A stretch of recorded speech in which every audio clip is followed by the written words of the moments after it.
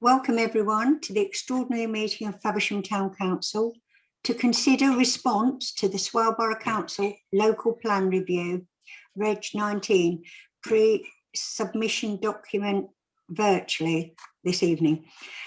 The Mayor will allow a maximum of 30 minutes for members of the council to receive questions from registered electors for the town before the formal meeting commences.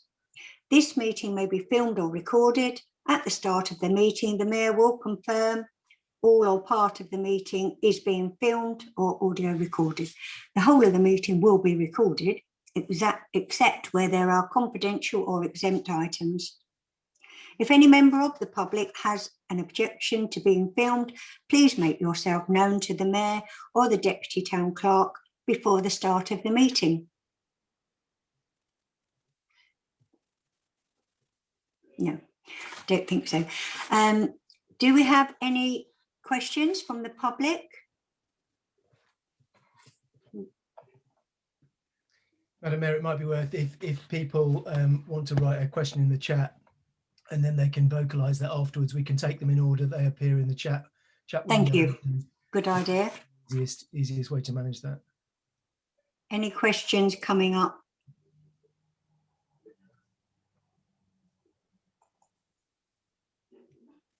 Is that a no? Yet, but... We certainly haven't. I've got a question, if I may. I don't know how to use the chat bit of it, I'm afraid. No, Please go ahead. That's fine. Yeah, can I go ahead then, Madam Mayor? Yes. Thank Yeah. you. So my question is Just say who you are, so everybody knows who's talking, please. Yes, sorry, we can't see you. Could you just give your name? Oh, sorry. Here we go.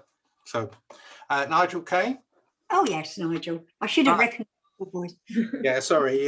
But I had my video off. But you would have thought I'd know what to do with these video calls by now. But there you go.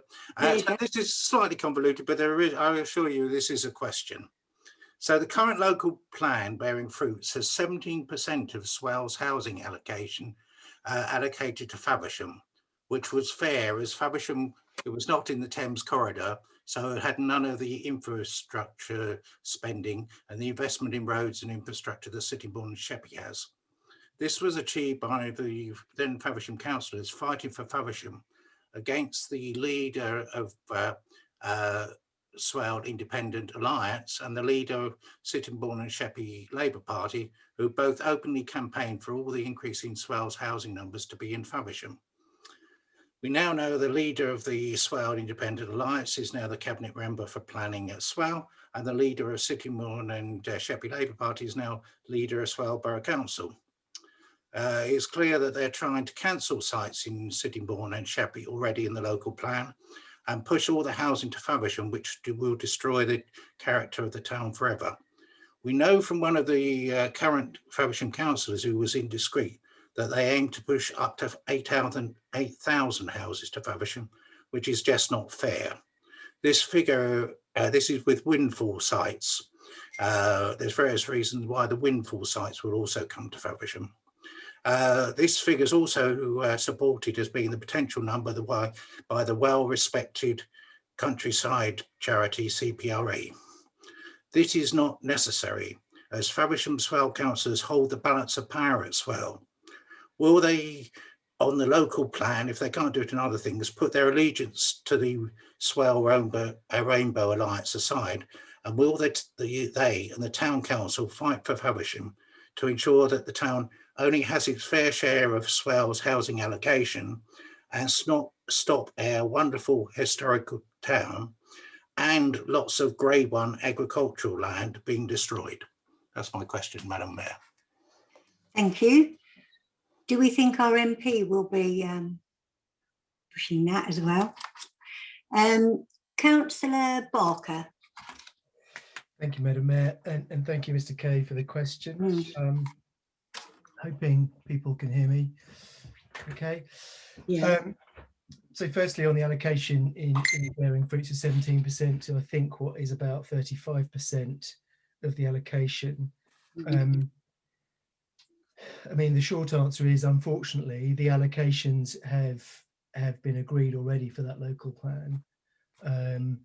And that happened in the autumn of this year when Strategy C, as it was put forward, allocated more housing to the west, to the east of the borough, as had previously been accepted that most of it had been in the west. I personally don't particularly favour that, but that's where it is today. As for 8,000 houses and the windfall, I think that clearly we have the remaining houses in bearing fruits to be delivered, and then there are the three strategic sites to the east of Faversham, which represent a further 3,500 houses. The 2,000 houses that are earmarked as windfall in the local plan, I think that the instrument that we can use to protect Faversham from those is going to be the neighbourhood plan and the acceptance of the neighbourhood plan. So I mean, as for the Faversham Swale Borough councillors holding the balance of power, I think that's just untrue, isn't it? I think that they represent a fraction of that council, and collectively they cannot outvote or outweigh, the vast majority of other people on that council, and therefore, even whatever their opinions were on that strategic decision made back in the autumn, they couldn't have swayed it either way. Thank you. Councillor Irwin. Thank you, Madam Mayor. I'll just pick up on a particular part of that question with respect to windfall. And I answer as chair of the Neighbourhood Plan Steering Group, because it's very closely linked with what we're trying to achieve within that group and on behalf of the town. One of the things that we've done recently, and I think it's worth taking a little bit of time to explain it, is put forward an additional call for sites. Within the local plan, because clearly everyone on the call has read it, the plan indicates the Faversham Town Council should identify an additional 2 sites for 200 houses through the neighbourhood plan. The reason we're doing that is very particular and very specific, and I'll explain why we're doing that. Because the first comment that I got back was, why are you asking for more housing? Is 3,500 not enough? I think it's ridiculous. So let me explain something about how the neighbourhood plan will work within full sites. What we will do is identify where any future development beyond the current local plan should take place in Faversham. So essentially, there's a strategic element of the local plan. We will identify a handful of additional sites. Once we've identified those sites, we will make it quite clear that Faversham, after our consideration, has no further sites for development. So essentially what we will do is seek to identify the sites where we can develop beyond the 3,500, and equally we'll seek to identify areas of the town where no further development is appropriate. So that's a note on windfall, and actually a big part of the neighbourhood plan is about protecting the town from future windfall. As for the 3,500 homes, I agree, it's in all probability too many. But I think as we go through the meeting this evening, we'll probably talk more about the appropriateness of that number, where that number comes from. Thank you. Thank you. Any other comment? Councillor Martin. Thank you, Madam Mayor. I think it also behoves us to look at former Councillor Kay said about the bearing fruits current local plan, which this is a review of. The planning inspector, when he gave permission for that to be put into place, very clearly stated that the allocation was unbalanced and that more housing should be allocated to the east, which is why the review was started almost the day after the planning inspector gave his ruling. And we also have to bear in mind that for any district, the housing numbers that are required to be built are set by central government. And the Conservative government has given Swale a target of 10,000 houses or whatever it is, and the Borough Council will have to allocate them. Now, bearing in mind how much land is below sea level, so flood risk, so unlikely to be built on and would be objected to by the Environment Agency, given the amazing area of outstanding natural beauty which we have surrounding us as well, there's a very limited corridor really for house building. And I refer back to our predecessors, not Swale Borough Council or Faversham Town Council, but Faversham Borough Council. I was reading an article from when I was born, which actually referred to the land between the Medway motorway extension and the A2 as probably ripe for housing. And let's be very honest, we've managed to resist that in this town for nearly 60 years, which is a pretty good go. The national targets for house building are huge. We have people who require housing, but more importantly, with a local plan like this, we can at least address some of those issues that weren't addressed when the Borough Council didn't allocate enough land to housing, and we ended up with developments on the edge of the town, which should never have taken place in the first place, in my opinion, but now they're there, have opened the floodgates, and that's the way I would put it. But I think we can go through this. There will be more later, and I do think we will be fair that those 3,500 houses to Faversham and beyond, because bear in mind some of that allocation is not within the boundaries of the town, although we will no doubt comment on them because they are adjacent to the current town boundaries. And I think we will see where we go from here. I'm just surprised that our local MPs particularly did not try and change the actual allocation of housing numbers, but rather try to blame the Borough Council for doing something which they are obliged by law to do. Thank you. Thank you. Councillor Hook. Thank you, Madam Mayor.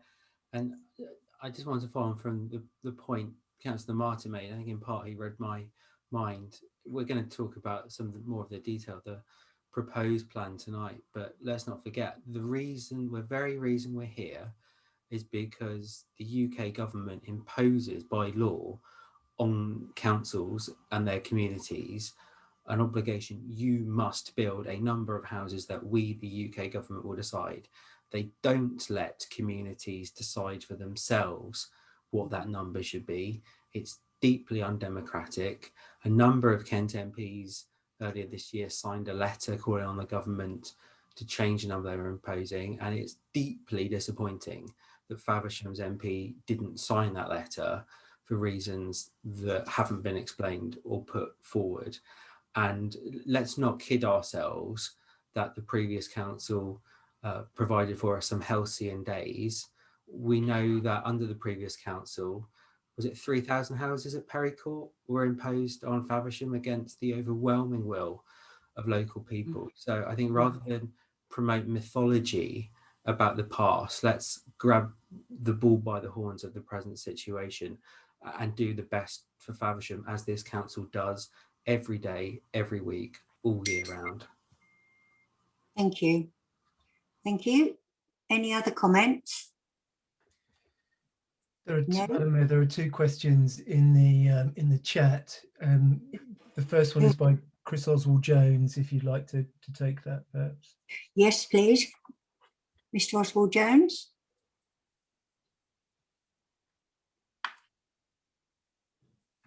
Not hearing that or seeing that. I can read it for him. Yes. If he's unable to get to his mic, which is fairly simply, has the Town Council made representation concerning the missing Regulation 18 procedure? And I think I'm happy, Councillor Owen, sorry. Owen, yes.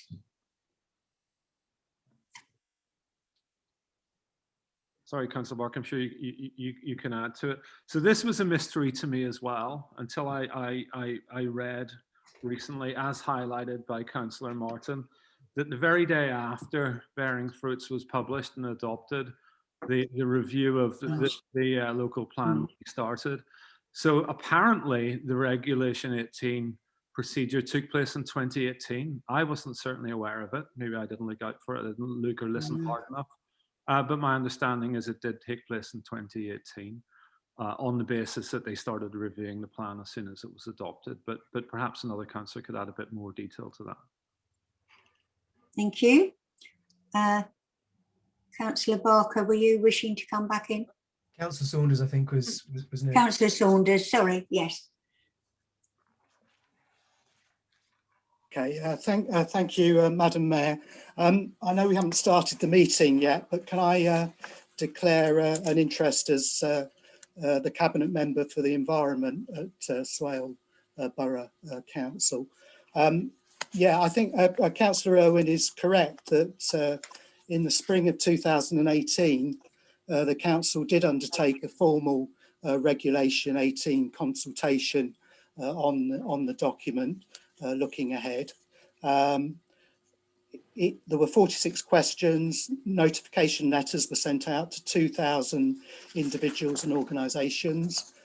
238 parties responded, making over 3,000 separate representations. 460 quick questionnaires were returned, and an additional 30 questionnaires tailored to local school students were also received. The response rate was greater than for any previous local plan consultations within the borough, and there was significant opposition to further development around the Sittingbourne area, and unfortunately for us as Faversham residents, there was support for more development in the eastern end of the borough. So I think this is a myth that's been developed by some opponents to the present administration in Swale, that there hasn't been a Section 18 consultation. Thank you. Thank you. Are there any other comments from councillors? Oh no, another question. There's a question from Councillor Goodwin, Harold Goodwin. Mr. Goodwin, would you like to ask your question? Don't do that to me, Chris. Thank you prematurely. No. I mean, just to confirm, I remember the Article 18 consultation. It definitely happened, and I think there's been a lot of mischief around the whole process this time. I'm concerned about something different though, and that is that when I first read the plan, I was really quite excited by it, and I personally, I think it's massively better than the previous one for a whole range of reasons that I could go through if it was worthwhile. But on things like the environment and so on, it's a stunningly better document. What worries me, Julian, if I could address this directly to you, is that I think it's fair to say that Swale has a very poor record on planning enforcement. I mean, some planners will even admit to that, but it is frankly very poor. And it worries me now, rereading it, perhaps thinking what I do feel as a developer, that it's going to be very difficult to enforce some of the admirable things which are in there because they're not specific enough. And that is a big concern. I mean, one example for me is that, for example, the Creek neighbourhood plan had all kinds of conditions about the number of stories. But it turns out they couldn't stop massive roof spaces being built as from new with bedrooms in them. So what was supposed to be a limited number of stories suddenly gets an extra story, and planning was unable, or has been either unwilling or unable, to enforce the plan. And that is causing me some concern, because I think there's great things in this plan, but if it can't be enforced, it isn't going to achieve what we want it to do. Thank you. Are there any comments on Mr. Goodwin? Councillor Barker? Sorry, I'm just moving my video around. Oh, sorry. That's great. Anyone else like to comment? Councillor Irwin. Yeah, I can comment on that. So a couple of things. Firstly, Mr. Goodwin, I do agree that the lack of enforcement in Faversham with respect to planning applications is very poor. As you know, we have a periodic twice monthly planning meeting, and the number of retrospective planning applications we have coming forward where no action's been taken is frankly a disgrace. Specifically on your question around the specifics of the local plan, as you know, I'm not involved with the local plan, but certainly what I can provide you with some degree of reassurance. Assuming we have a neighbourhood plan which is adopted, we can add an additional level of detail that's missing from the local plan. So essentially, we'll have to operate within the local plan framework, but if there are particular issues and areas relevant and pertinent to Faversham, and of course Faversham Creek is one of those, it's a great asset and something people are deeply concerned about. We will be adding site-specific guidance and policy for particular areas, and we can add additional detail and are adding additional detail around things like the size of housing, the number of stories, and so on. So it does give us an opportunity to do that. If you have something particular, like you mentioned about roof spaces and additional floors, we're very open to feedback, and please do feel that you can contribute in any way you wish. May I ask a supplementary, Madam Mayor? Yes. John, thanks for that, and I understand that we can do that. What concerns me is that the building which is going to take place outside of the parish boundary, but which will still relate to Faversham. I mean, if you think about it, most of those sites to the east are at least partially, in some cases, there's more outside the Faversham than inside. And not all of the parishes are doing neighbourhood plans. I'm concerned about how we get some control over what happens on those other areas, I guess. Because I agree with you, we could deal with it within the parish boundary, but beyond the boundary is a gap. And I think we need to push Swale to make some of these things a bit more specific and tighter so that they can be enforced. Quite right. Are there any other comments? Any councillors wish to come in? Are there any other questions? Oh, I think Trevor wants to get in. Yes, please. Councillor Martin, sorry. Thank you. Thank you, Mr. Goodwin. Yes, I note your concerns over enforcement, and that is something which I believe not only yourself have noted, but we have noted as well. And I believe that there are changes afoot. I haven't been told exactly what they will be yet. And it will be interesting to see the results of Swale Borough Council's planning decisions at their committee meeting tonight to see which direction they are looking at. I share your concerns over the areas outside of the immediate boundary of Faversham, but I think we can only ask that those things that we adopt in our neighbourhood plan appear in the final planning documents from those that are developing up the area around. Yes, thank you. Any other response? No. Any other questions? I think that's no. We haven't quite used our 30 minutes. And obviously everyone is welcome to a public meeting on 23rd of March, where Swale Borough Council officers and Chief Executive will be in attendance. So hopefully there will be plenty of question time then. Thank you. So we can move on now to the agenda. Item 1 is the election of chairman for the extraordinary meeting. And I'd like to ask councillors, are there any nominations? I'm happy to propose myself, Madam Mayor. Thank you. I'm happy to second that.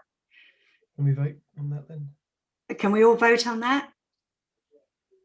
Thank you very much. Councillor Barker, I will hand over to you. Thank you, Madam Mayor. So the second item on the agenda is apologies for absence. Do you have any apologies for absence? Apologies received from Councillor Ben J. Martin and Carol Jackson. Yeah. Thank you. The third item on the agenda are declarations of pecuniary and non-pecuniary interests. Do we have any declarations of interest? Councillor Saunders. It's just as I said before, I'm the Cabinet Member for Environment at Swale Borough Council. Thank you. Thank you, Councillor Saunders. Councillor Perkin?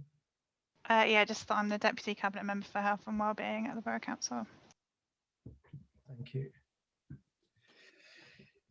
Okay, I am going to propose that because we've had a fairly significant change in circumstances since we first conceived of this meeting, and that being that Swale Borough Council has changed its consultation period from closing on the 23rd of March to now I think the 30th of April, we have a significantly longer time to construct a formal response from the Town Council. Allied to the fact that we as a council have been able to secure both the planning officer and the chief executive of Swale Borough Council at a public meeting in which Faversham residents can put their questions and considerations forward to the Swale Borough officers, that we actually change the nature of this meeting. I've written a proposal which I'll post in the chat for anyone that can see and read that. My proposal, which in short is a motion that we don't use this meeting to capture a formal response to the consultation as previously planned, that we use this meeting to discuss themes around the local plan that will enable residents to frame their questions at the subsequent public meeting, and that we use the responses from there. So we listen to residents to help guide a further meeting where we consider a formal response. So that is, we're not trying to gather formal responses at this meeting, but we use it to frame a discussion to help residents engage in the subsequent public meeting. And my suggested themes are: we cover housing allocation, which I've already touched on, that we cover the general themes and local plans, so that might be strategy items such as infrastructure and so on, that we cover local green spaces. Specifically, I think it's worth having a bit of a discussion around development to the west of Faversham. And then finally, I think it's worth touching on the neighbourhood plan. We don't have to limit ourselves to that, of course, we could go further, but that's the motion I propose. Would anyone like to second? I will second that motion. Thank you. Do we have any thoughts or questions? If not, I'll move to vote. Councillor Perkin? Yeah, thanks, Councillor Barker. Yeah, I just think it's a sensible decision. It would be great if we could hear more from the public, and the additional time that is now been afforded to consultation makes sense for it to be more guided by what they've got to say about that, and to help them to be able to frame questions. I think is a really good suggestion. Fully supportive of that motion. Agree with that. Okay, in which I will thank you, Councillor Perkin. That's helpful. I'll move to vote then. Can we? We've got a proposer in myself and get a second in Councillor Martin. Can we move to accept that? That's unanimous. Thank you very much. I'll probably frame then, kind of as we talk through these 5 areas, that we don't necessarily have to be limited to it. I also think, as Councillor Perkin suggested, we've done a really good job, I think, over the last 6 months of engaging the community around the neighbourhood plan. We've had 2 exhibitions, we've had 3 surveys, and really got a sense of kind of where their thinking is. And in that kind of vein, I think it's worth us having this conversation and framing that debate for the public. But I also don't think we should, speak volumes on things at the moment. We should be mindful of what the residents actually say at that public meeting. So, take as long as you like, but perhaps we can, listen more in the future rather than talk now, really. So housing allocations, I'm happy to start, but welcome any thoughts from the floor before I offer something. If anybody's got anything.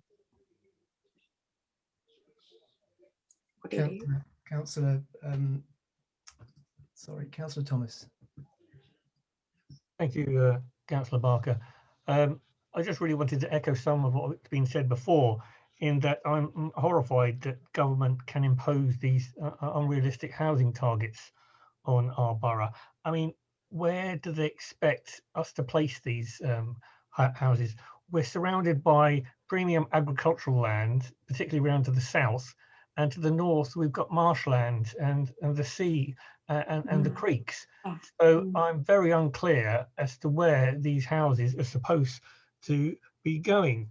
And I don't want them really coming to Faversham. However, I have to look at what the government inspector had said when he agreed to bearing fruits back in 2018. And he said that the continued concentration on Sittingbourne and the A249 corridor was unsustainable. So the only way we can get rid of these houses is to change, or for the government to change the amount of houses they want in our borough. So yeah, I'm very concerned, but I believe we're stuck unless we can get this Conservative government to change its policy and its legislation that it's passed. Thank you. Thank you. Any other thoughts or comments, Councillor Hook? There's another issue as well as that one, which is whatever number of houses we do have to see built in Faversham over the next 17 years, the proportion of them that are affordable or social housing is a great concern to local people from the conversations I have had, because there are families in Faversham who are struggling to find places to live. Rent for, say, a 2-bedroom house in Faversham is typically £1,000 or £1,200 a month.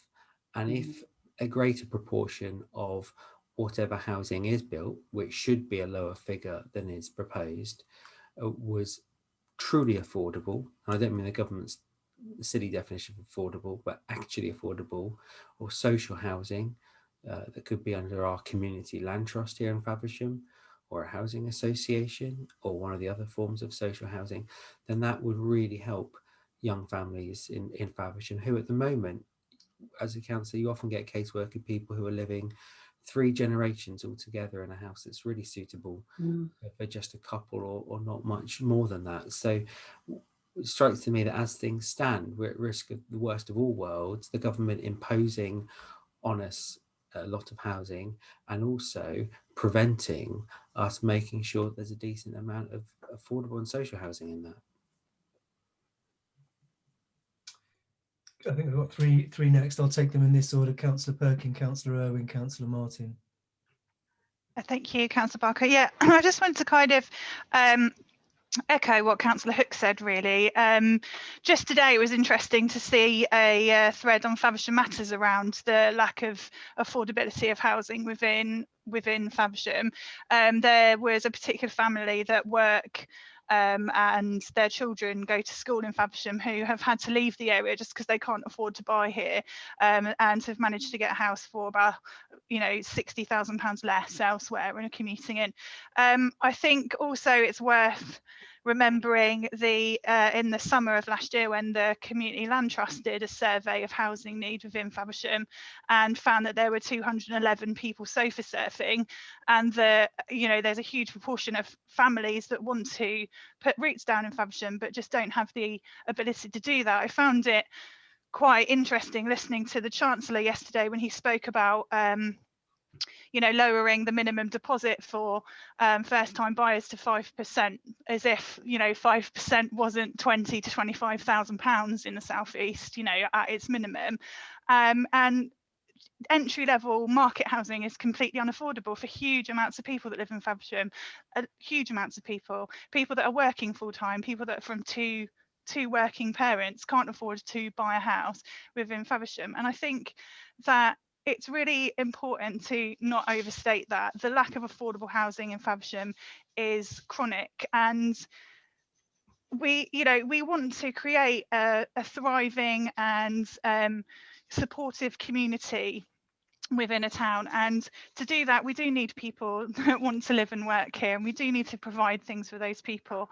And I think that 3,500 houses is a huge amount of houses, and if it was up to local government, we'd look at the housing need rather than housing numbers and put the amount of houses that are needed and the amount of houses that are kind of, you know, catered towards the need of local people. More houses for people that have disabilities, more houses for people that are elderly and frail and able to stay within their houses rather than looking to go into social care facilities. So, you know, no, we don't want 3,500 houses built in and around Faversham, but there has to be some houses. I think that's what I'm trying to say. The reality of it is that there is housing need in Faversham, and it's better to look at how we incorporate those new houses and how we make the best decisions around economic viability and around environmental policy and around affordability, and how we create community rather than just houses. Thank you. Councillor Perkin. Councillor Owen.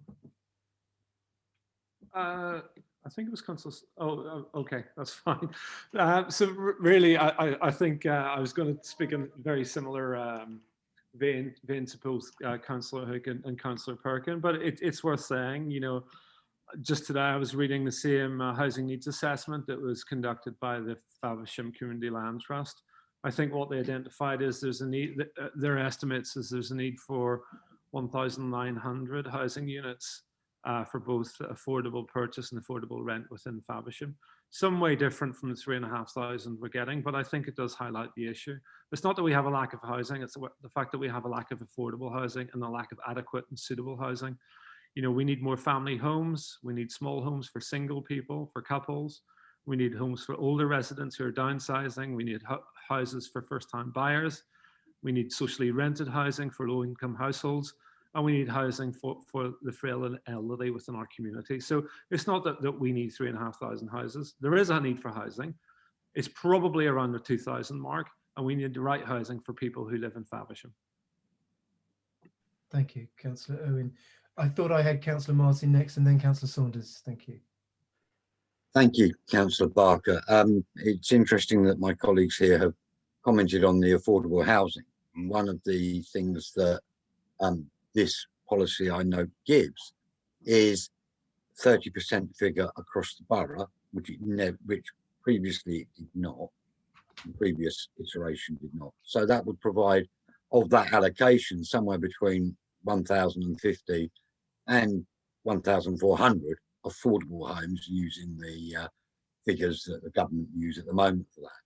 But more importantly, there is a policy in here which says that they should be homes for life standard and for a set number to be wheelchair adapted, rather than, as is done currently, those both of those things are done by negotiation.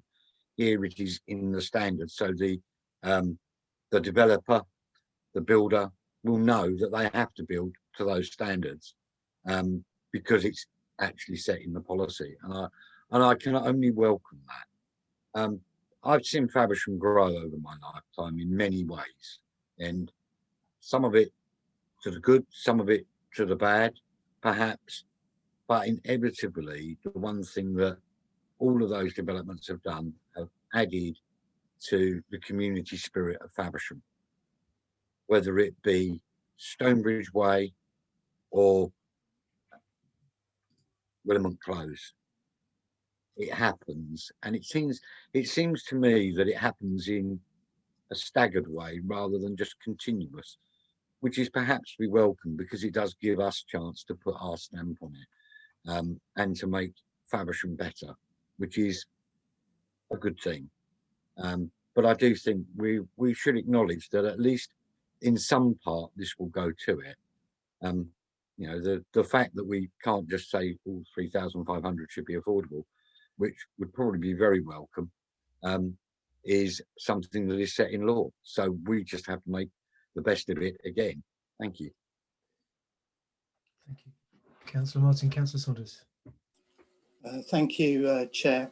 I agree with other councillors who've kind of raised the issue of housing need and the fact that we do need to build houses.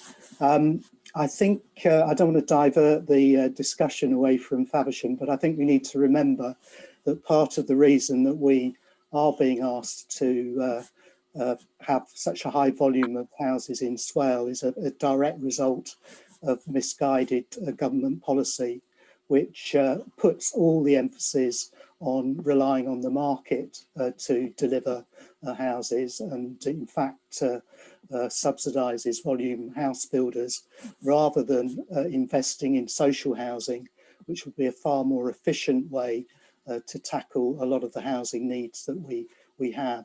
And I think if we're going to avoid the whole of the southeast being paved over with housing, we do need to see a change of political direction and a return to a commitment to social housing. Thank you.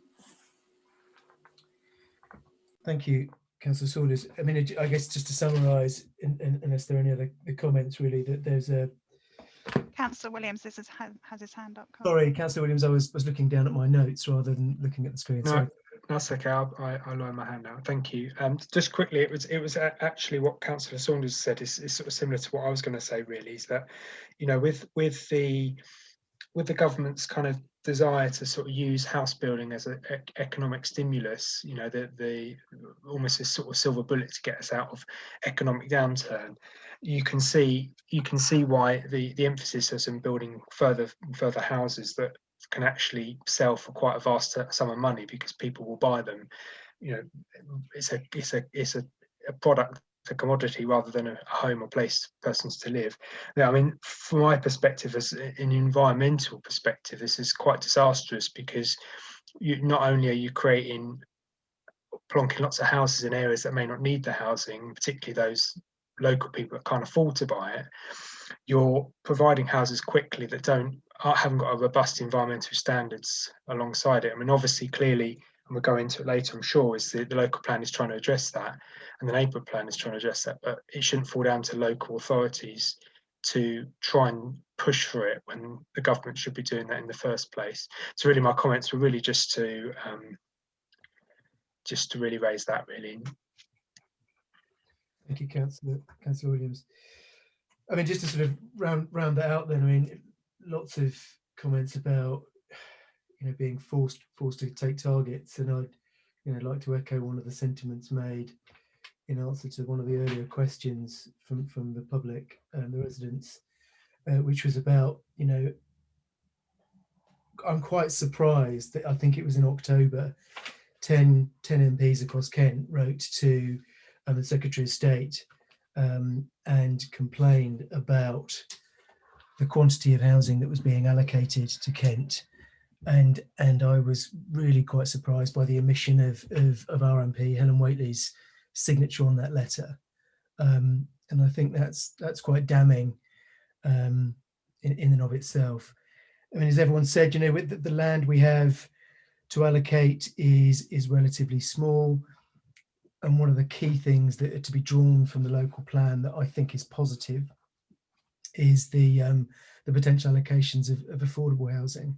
And I think that's particularly pertinent now, because lots of people in London, or lots of people who have previously worked and lived in London, are finding less and less need to. The pandemic is driving kind of interactions in work that allow you to work from home more readily, and you don't have to live on the doorstep in London. You don't have to pay £500,000-600,000-700,000 for a shoebox in London.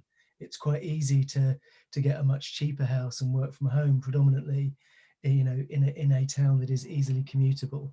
And I think that will put significant pressure on housing numbers in and around, you know, the southeast and the home counties.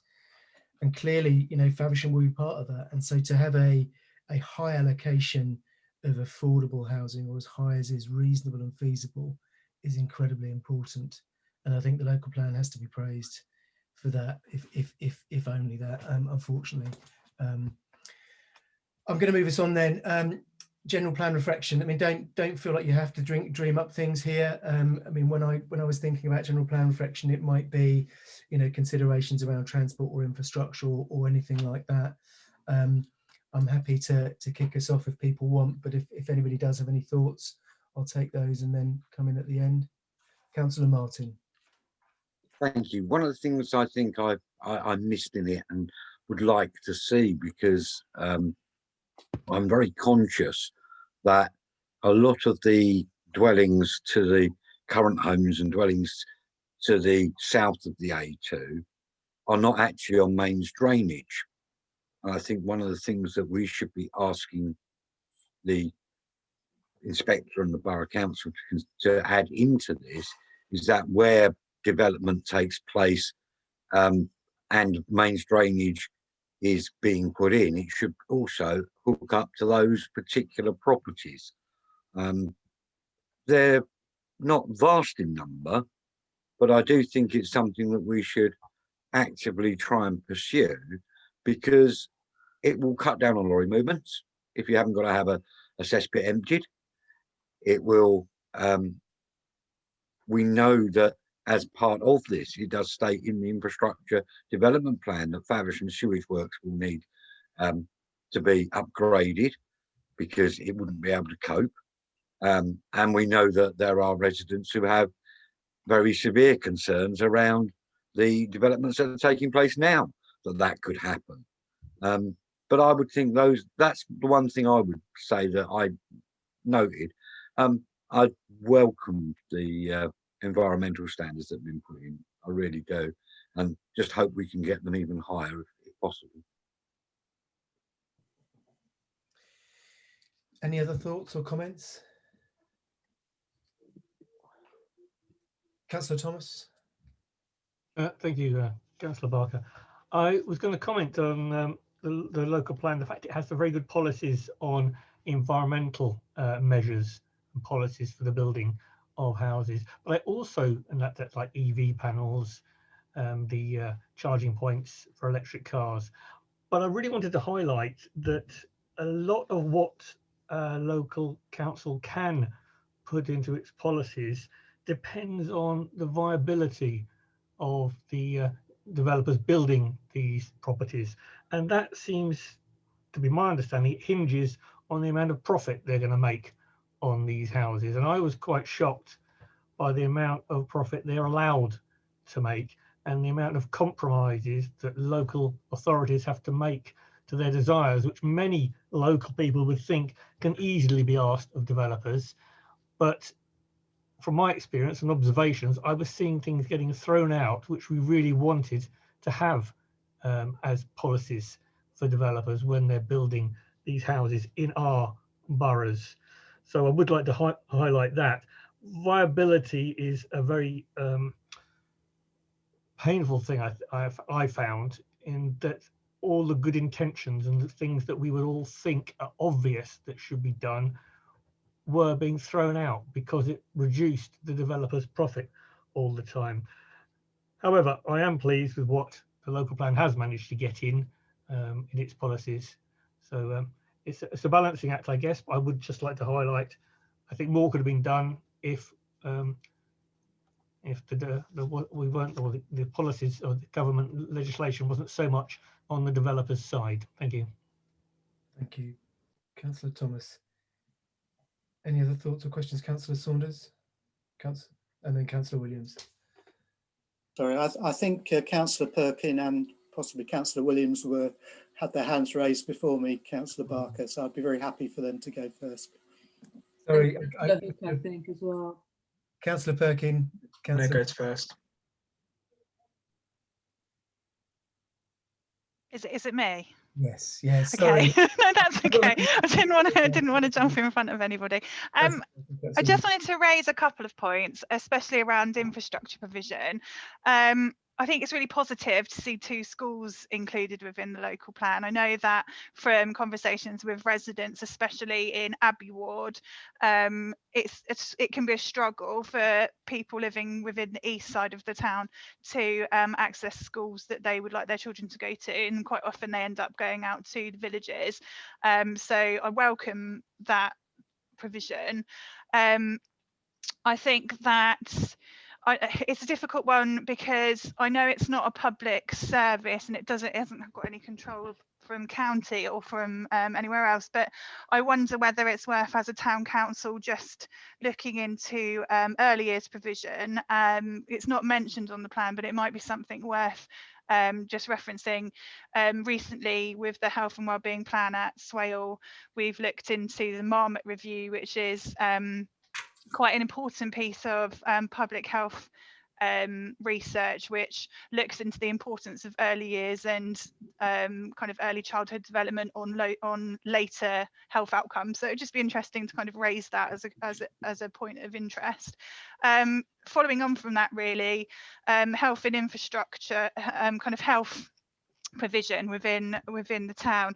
It does state in the local plan that the requirements for health provision were set out by consultation with Kent and Medway's CCG, who've been consulted throughout, and it says that there's no need for additional physical healthcare provision, but that developers may be asked to contribute to expansion of existing provision within the town. And I don't know whether it's worth commenting as a town council that we should be consulting with existing partners within the town that are already providing healthcare provision, just to see about kind of their opinions on that as well. I know that in previous meetings of the Faversham Future Forum, for example, that we've had GPs attend that have said that the waiting lists for kind of doctor's appointments are quite long, and that is also reflected by comments from the public. So it would be worth just keeping that at the kind of forefront of our minds. But also I think it's worth consulting with key stakeholders within the volunteer sector. I think it was recently said that 90% of health outcomes really are impacted pre-NHS stage. So lots of kind of emphasis on preemptive care for people. So I'd welcome some further consultation as well with those volunteer sector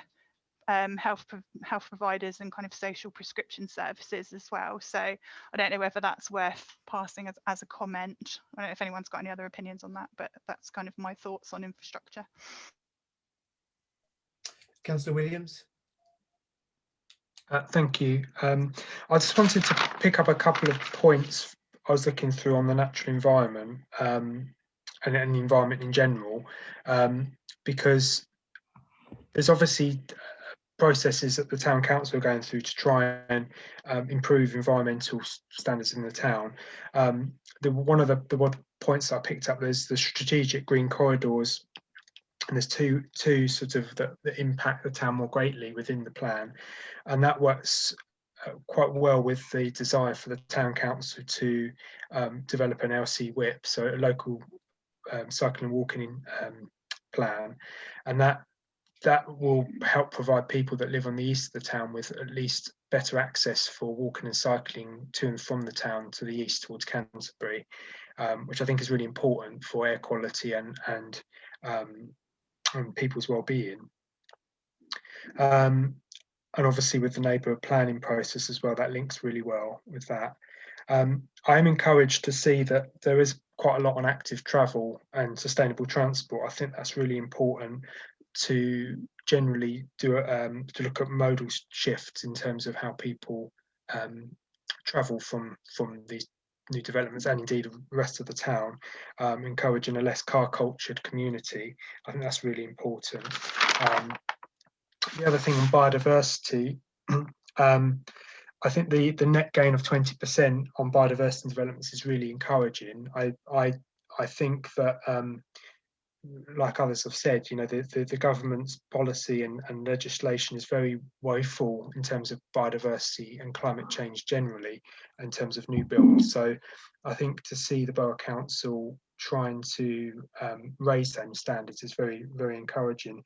I mean, one thing I would say is that some of the language used within the document regards particularly to in sort of almost saying that we're encouraging and we want to see developers do it. It'd be great to see the language to be more, we insist, we you know, as part of the policy that this is a real consideration rather than an add-on. So I think the language is quite important within this, because you know, set a precedence basically for further development. I mean, I won't go into any more detail because we've got other opportunities to do more formal engagement, but broadly speaking, I think the environmental aspects of the plan is very encouraging. Thank you very much, Councillor Williams. Councillor Saunders. Thank you. Yes, Councillor Perkin and Councillor Williams have rather stolen my thunder. I obviously shouldn't have let them go first. I was going to say, I was going to mention two things. One was active travel, and that the local plan is very positive about active travel and the need to have a shift towards cycling and walking. And I think that dovetails very neatly with some of the work that the Town Council has been doing on the 20 mile an hour scheme particularly. But also, as Councillor Williams said, now looking at developing an LC whip. The other thing I wanted to raise was around health. I won't express a view in relation to it, but I think the Town Council might want to explore the comments in the local plan about doctor surgeries and health provision. I mean, my impression from residents is there's a lot of pressure on our existing surgeries, and I think historically there's been certainly a suggestion that there would eventually be an additional surgery at Love Lane, and that I think because of the CCG's view, that doesn't seem to be part of the plan now. So I think that is something that the council might want to explore a bit further. The only other thing I was going to mention was the plan refers to countryside gaps, separating communities, and I think that is possibly something the Town Council might want to welcome, particularly, and I'll say this as a resident of Ospringe, particularly that it keeps a gap, or attempts to keep a gap, between Faversham and Ospringe, and I think possibly other neighbouring communities as well. Councillor Owen. Thank you, Councillor Barker. Actually, I'll just pick up on that last comment from Councillor Saunders. That I very much welcome it. I think it's policy DM2, separation of settlements, and indeed it mentions Oare, Ospringe and Goodnestone, as far as I'm aware. I think it's something though that we should look at further. You know, we have other settlements around Faversham which are equally important. So, you know, we have Selling, we have Boughton, and we should look to push that further in terms of the settlements which are identified to retain a space from. The other one I'd like to say is Tenham, but maybe it's a stretch to say that it's as near to us as some of the others. But one of my concerns specifically about Tenham, and it's a comment at the plan at large. I think one of the things that it's failing to do is perhaps recognise the cumulative impact of settlements. Tenham is described as a Tenham opportunity area. It's been indicated that it may be suitable for 1,100 homes. One of the things that I think we did collectively successfully, not least in the neighbourhood plan, is we managed to resist development to the west of Faversham. You know, we know the west of Faversham has the most sensitive landscapes. We also know we have an AQMA at Ospringe. My concern is with 1,100 houses in Tenham, they will impact on Faversham, not least in terms of our traffic. So I think it's something we should certainly raise in terms of our feedback. And then just one more thing, if I may. There is a policy, DM17, it's around open spaces, sports and recreation. What it does essentially is set out a guideline number per 1,000 of population in terms of the sports provision. What the plan doesn't currently do is break down the forecast population for Faversham and indicate the number of open spaces, sports and recreation facilities that we have. Having seen some of the plans for the new development or new proposed development around Faversham, I'm concerned that sports provision is inadequate. So I think it's something we should certainly look at. Thank you very much. Councillor Martin. Thank you. There is one major thing with all of this that's in this local plan that we will need to ensure, and that is to press for Highways England to improve the junction at Brenley Corner of the M2, A2 and A299. Because let's be very frank, without improvements there, and possibly elsewhere, but I'll stick with Brenley Corner for now, a lot of what is in this local plan and a lot of the allocation would not be sustainable.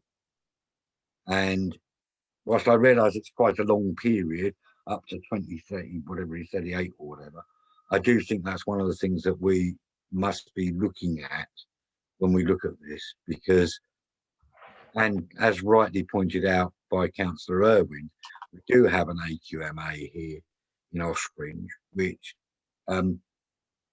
I believe the one problem we may have is that because of the restrictions on travel due to the pandemic, I think actually you may find the recommended health levels there have not exceeded. It's been exceeded for a while, and therefore it's something we would need to be aware of, and we should really keep a very close eye on as we come out of this pandemic and restricted travel, because I think that may well provide us with something to query as we go through this stage. Thank you. Thank you, Councillor Martin. I'm going to sort of tie up all these bits now in this particular element of the themes, and so I think I've heard, it is worth being, forthcoming and endorsing elements of the plan we absolutely agree with, and active transport, net gain of biodiversity, countryside gaps, I think are all really positive points. It strikes me that the areas that we will want to consider raising questions in or putting additional thoughts in on are the the engagement with the CCG around doctor surgeries. I mean, it was a very strong theme in the exhibitions around infrastructure. I think Councillor Birkin, you also mentioned questions around preemptive care as well, so it's worth picking up those. And then the cumulative impact of settlements and transportation, which I guess we've also got the kind of Highways England and Brenley Corner, and potentially even a bypass and consideration for the west of the town between here and Tenham.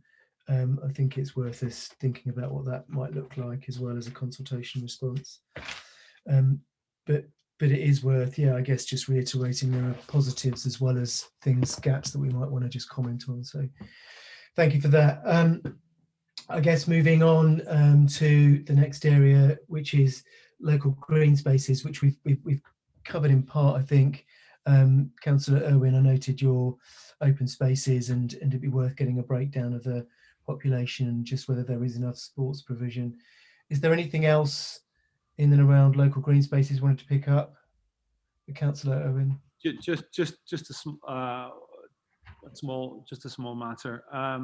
So we've seen the local green space proposals that have come forward. Obviously, for those of you who aren't aware, we have another opportunity for local green space designation through the neighbourhood plan. One of the recommendations, or one of the potential designations for local green space actually will potentially clash with the neighbourhood plan. So I think we should put representation with respect to one in particular.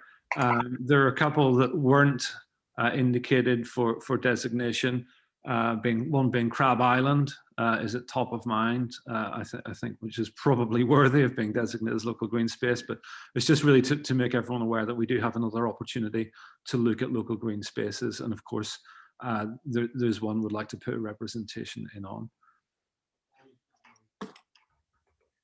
Any other thoughts on local green spaces? I mean, I've got just to reiterate what Councillor Irwin's just said, that the neighbourhood plan will obviously look at green spaces in and of itself.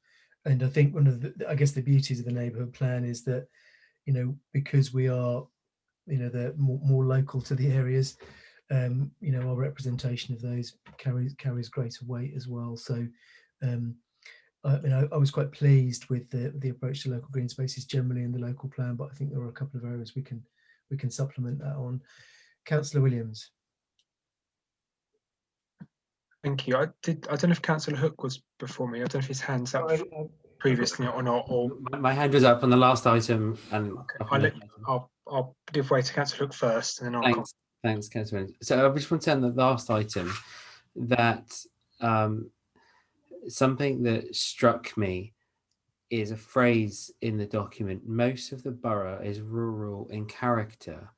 That is true in terms of square kilometres. It is not necessarily true in terms of proportions of population, i.e. the number of people who live in certain places. People live in Sittingbourne and Faversham, Sheerness and other towns. And I'm concerned that in the Swale Borough Council Planning Department, there has for a long time been a conditioning of mentality that Swale is a rural area and every development in Swale needs to be thought of as rural. And of course, a lot of it is rural. The majority of the square kilometres are. And that does mean that in villages, the distinct needs and character of rural area needs to be borne in mind. But I'm worried about that mentality and the effect it has on towns like Faversham, because we need good design that improves town life in a town. And that's by reference to air quality, which is inherently more challenging in the urban area than it is in the countryside, designing out crime and antisocial behaviour, designing in active transport, exactly what Councillor Saunders was quite rightly saying. It's capable in a town to be much more ambitious about creating an environment where everything you need is, say, 15 minutes walk away, which is the rule they've adopted in Paris quite recently. You can't do that so much out in the sticks. And most of all, to give in the town a sense of place and belonging is different to how you do that in a village. So I think just a comment that I will make, and perhaps we could in due course, is overall that phrase, most of the borough's rural in character, needs some qualification. And in general, over the next few years, we'd like the planning department, I hope, to think of Swale as a place of towns and villages, not purely a rural area. I wanted to pick up a point of Councillor Williams's, which I strongly agreed. There's a lot of new, good content in this plan about the environment. Solar and cycling and walking are mentioned much more than they were before. But some of the phrases I use, like should include solar, there's nothing stronger than that. And I think there does need to be something stronger than that. There's no specification of what proportion of solar provision there might be in a new development of houses. And there's words like in relation to environmental harms like noise and air pollution, unacceptable levels, but there's no, as far as I could see, definition of what is unacceptable. And we already have, as has been mentioned, the air quality management area. We have the Ospringe part of Faversham where air pollution is already 3 times in breach of legal limits. That should be utterly unacceptable, and more should be done to change that and to not just prevent new development that will make that pollution worse, but actually to take some of that pollution away quite ambitiously in that. Coming on to green spaces, they're really important. Something I have noticed about, sorry, actually before I do that, one more thing about the general strategy. I wonder if it's possible for Swale to look at including some comments about the time in which development happens, because take for example the development at Perry Court, that's going to go on for 8 years. And in the old town council, the previous town council, the developers behind Perry Court came to see us and were astonishingly honest about it, which was they're not going to build all the houses in the quickest time they could. They do them a bit at a time to, if you like, slow the tap down to maximize profitability. If they build too many houses at once, the rules of supply and demand mean that the price of houses comes down and they become more affordable and less profitable. And that's really unfortunate. It means that construction traffic is going through the town or that sector of the town for many more years than it would otherwise. And I don't know, as a planning authority, what they can do to encourage or prevent that kind of artificial slow tap behaviour, but it would be very much in the public interest if they could do something about it. And it may be that small developments will get done more quickly than than a few massive developments like the Perry Court one. On the healthcare angle, I think it's really, really important that we do pick that up. And it's all very well the clinical commissioning group saying provision at the moment is adequate. We want better than adequate. We want outstanding, like other areas have. We want nothing less than outstanding. And quite often in Faversham, you have to wait 3 weeks to see a doctor. Yes, they fit you in. If you're really unwell, they'll fit you in immediately. Of course they will. But it shouldn't be as long as that for a routine appointment. And quite often people just don't bother going. They think, oh, I'm not very well today, and in 3 weeks I'll probably be better, and I'll just suffer for a shorter period of time. We do need more provision of that. I'm absolutely certain of that. Now, I promise I will come on to the green spaces. What we've seen, I think, in developments like Perry Court and other ones is lots of little play areas. And that's okay to a point. As you just said, a swings and a sort of small envelope of grass. But I wonder if there's actually a case for putting them together for bigger areas, because actually, in practical terms, the maintenance cost for Swale Council is less to basically go and mow the grass in one big place rather than lots of itty bitty ones. And secondly, I think people for their exercise and their recreation prefer the big ones. You can go and spend a couple of hours at Faversham Recreation Ground, walking around it, taking a picnic when the weather's nice. There's the children's play area, which is so big they can spend a long time on. But there's two, one for the little kids, one for the bigger kids. There's the adult gym. Where you get these small areas, a 20-minute visit is more like the maximum before children have kind of exhausted their tolerance and are getting bored, and you can't walk around it very much. You know, if it's the size of a squash court or something, you can't go for a stroll around the tiny play area. So in terms of John was talking very importantly about preserving existing green areas like Crab Island, but in terms of where we create green areas in new developments, which is very important, I think that there may be an argument for a big, decent size area rather than little bitty ones, personally.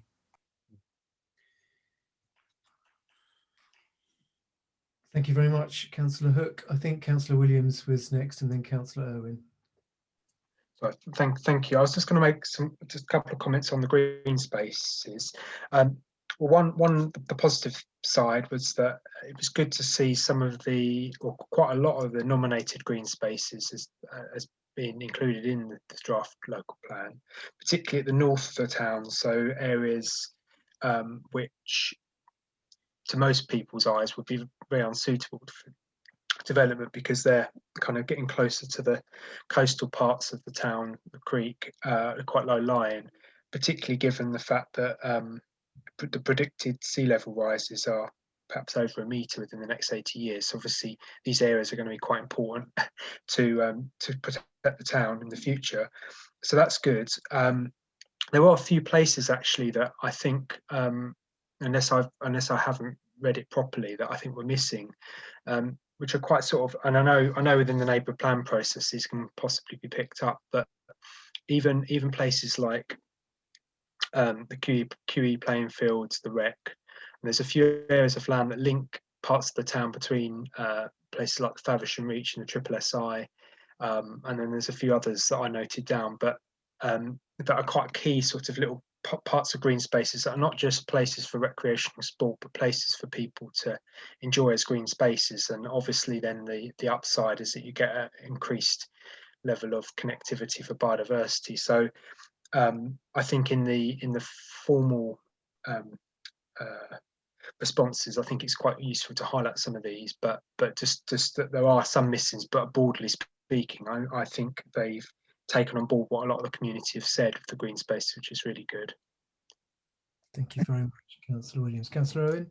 Yeah, I just wanted to pick up on the point that Councillor Hook was making, which is about inadvertently talking about places for young people and play areas. I think one of the biggest and most underserved section of our community are youth, those that kind of fall into the 11 to 18 age bracket, and I think it's important that we highlight in our feedback that space needs to be allocated for that particular age group. doesn't have to be green, they just need space. And I think it's really important that it's not marginalised. I think you only have to look at the skate park in Faversham to get a feel for how the previous administration thought about young people. They should be tucked away in a corner, far away from everywhere where they can't be seen and heard, rather than an integral part of our community. So I think integrating young people into our community is something we should definitely push for. Thank you, Councillor Owen. I mean, that was echoed very heavily in the resident survey and the exhibition, so definitely worth picking up. Any further thoughts on local green spaces? Councillor Martin? Thank you, Councillor Barker. Just a comment. I note that Councillor Williams mentioned school playing fields as green spaces. I think you'll find that one of the reasons that schools would not ask for their fields to be designated as green spaces is it stops them putting up things like a running track or a cinder path for the high jump pit if they want to move it, because that would then be a development in a green space which would require planning permission.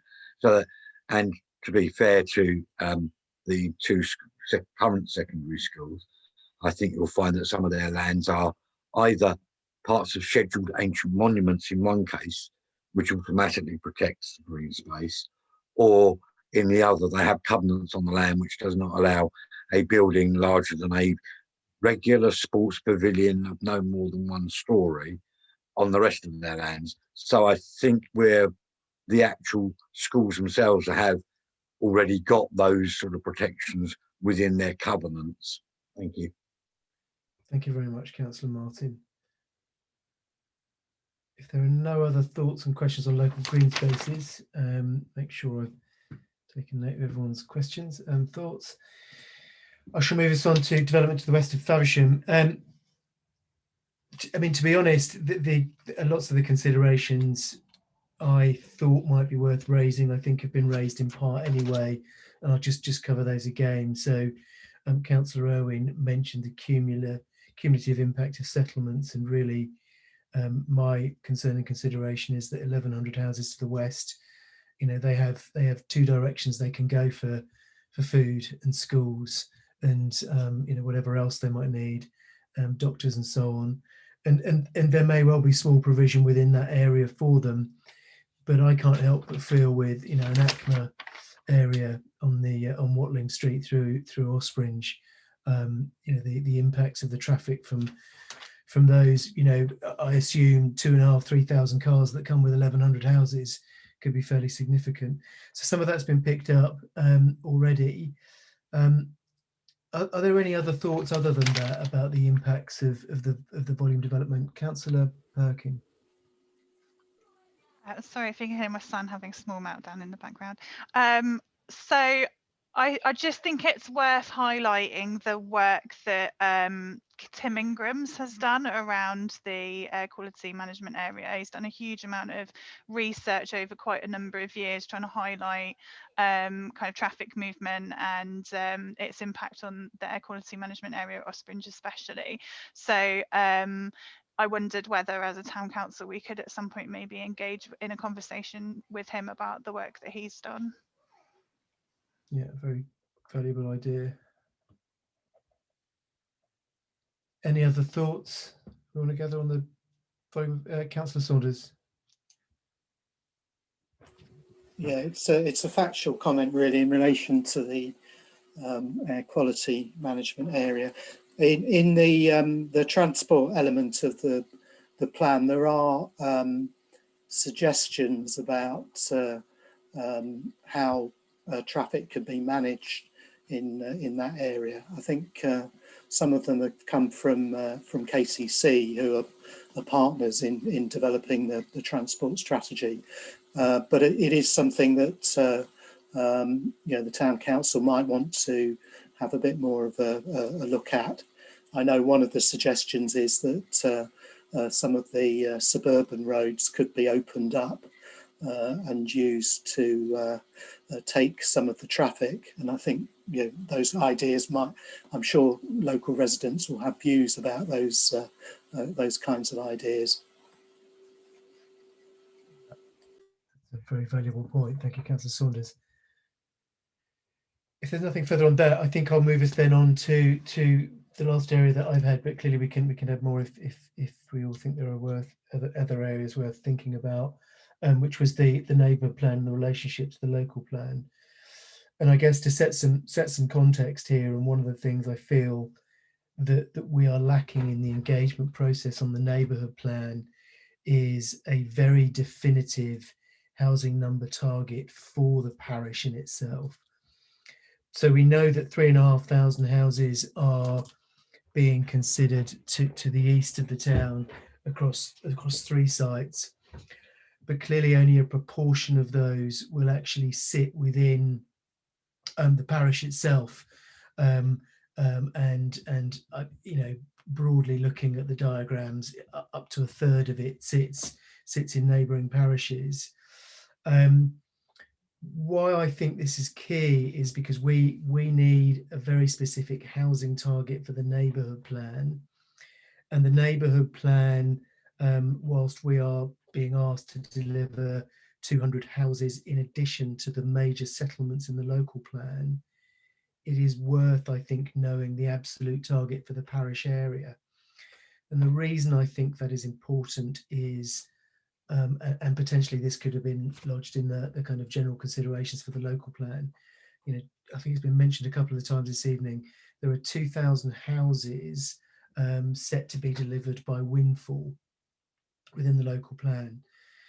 And, you know, on face value, you know, the desire within the local plan to have those be kind of settlements of no more than 50 houses being developed by local builders using, you know, local sort materials is admirable, and it's, you know, useful to sponsor, you know, rather than national builders to sponsor smaller local builders. My real concern around the lack of a clear allocation of housing for within the neighbourhood area, including the settlements, is that we could be open to some of those windfall sites hitting areas that, whilst they haven't been positively selected as part of the local plan, they haven't been positively deselected either. And I'm thinking about sites like Lionfield or on the edge of Ospringe and so on, that still sit within the parish of Faversham. And the thing that strikes me is that the neighbourhood plan, it becomes incredibly important then.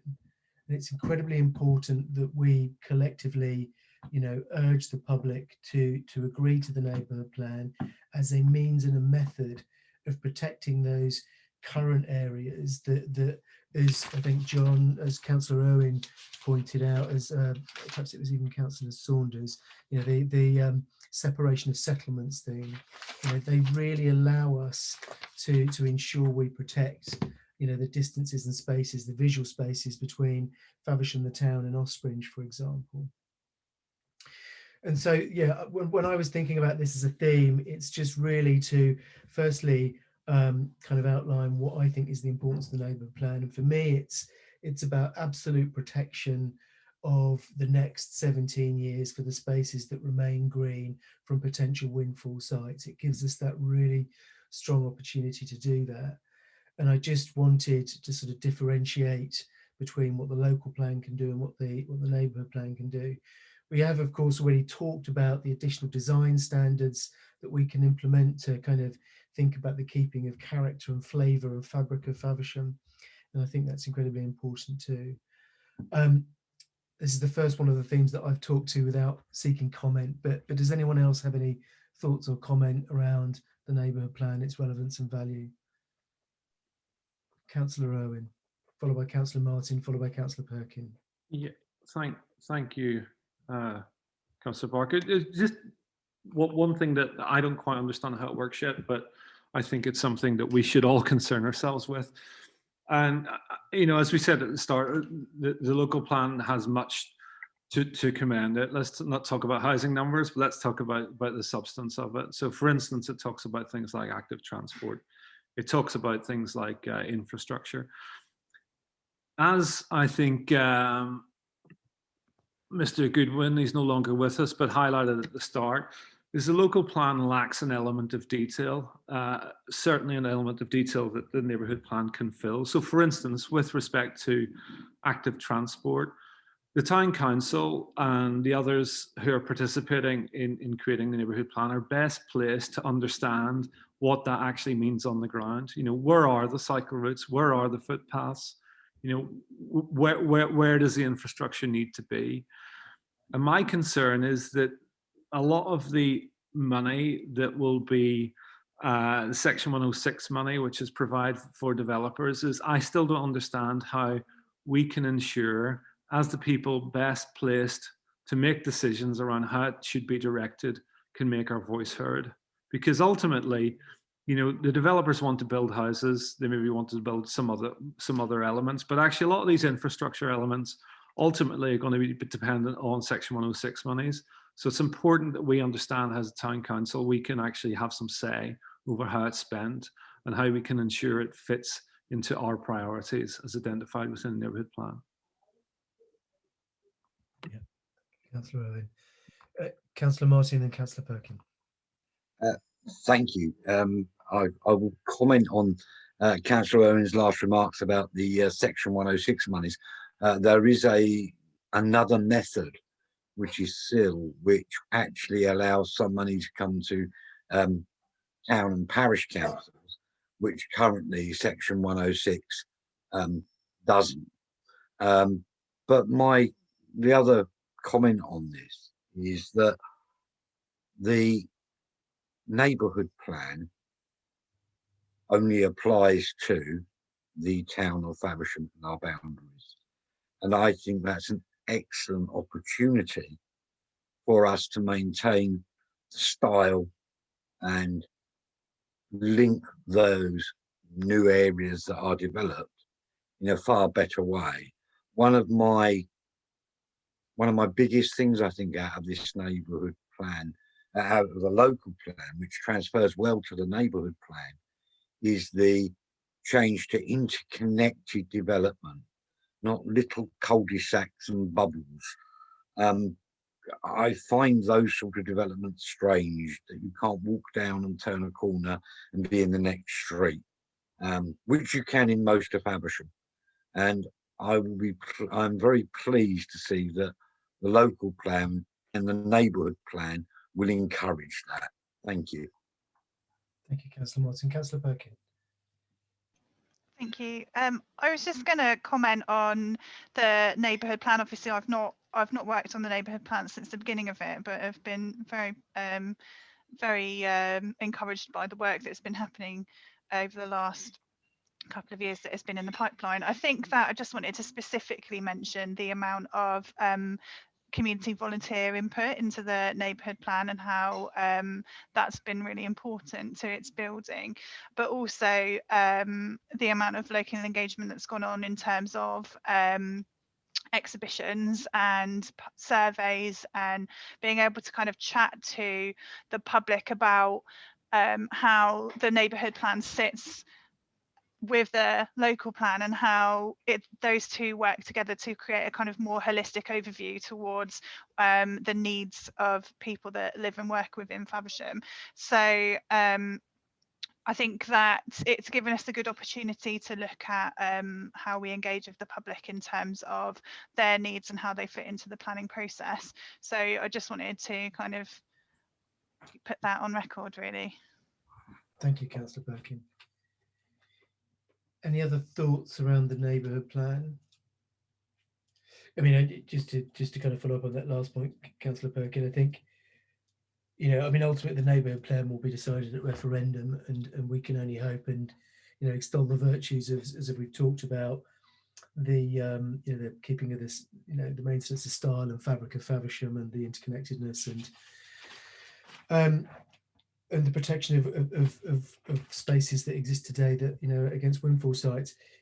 But I mean, even if it doesn't succeed, and I, you know, clearly sincerely hope it does, you know, the interaction we've had of the community has been fantastic, and I think the surveys and the exhibitions that we've held, you know, will help endorse much of what feedback we're providing on the local plan. So,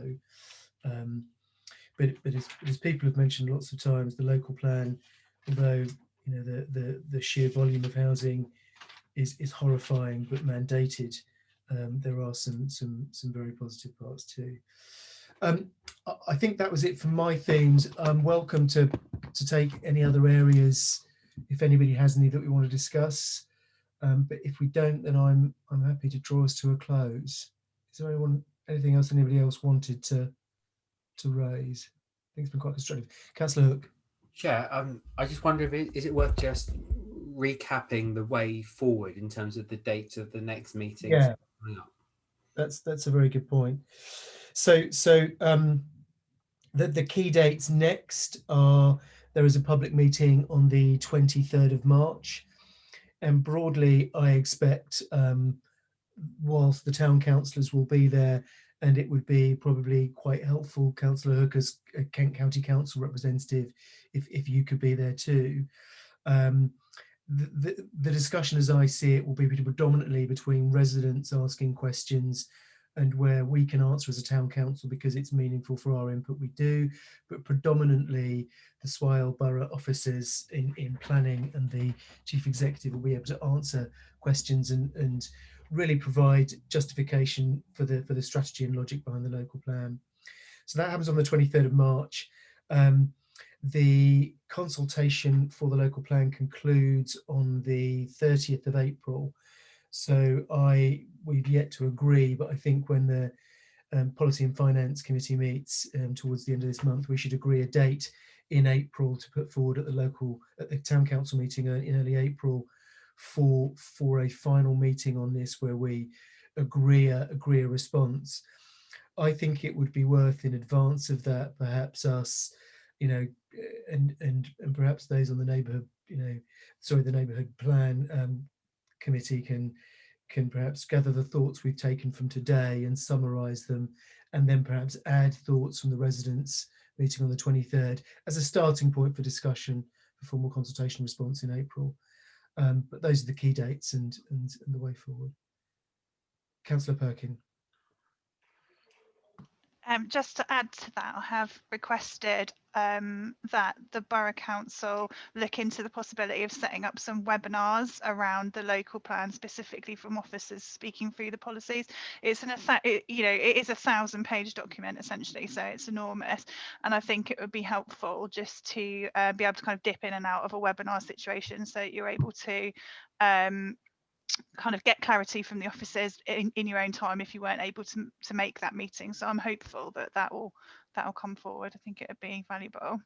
It's a great suggestion, and if you could perhaps ask them to record it and make it available for reload and review on their website, I think that would be really helpful.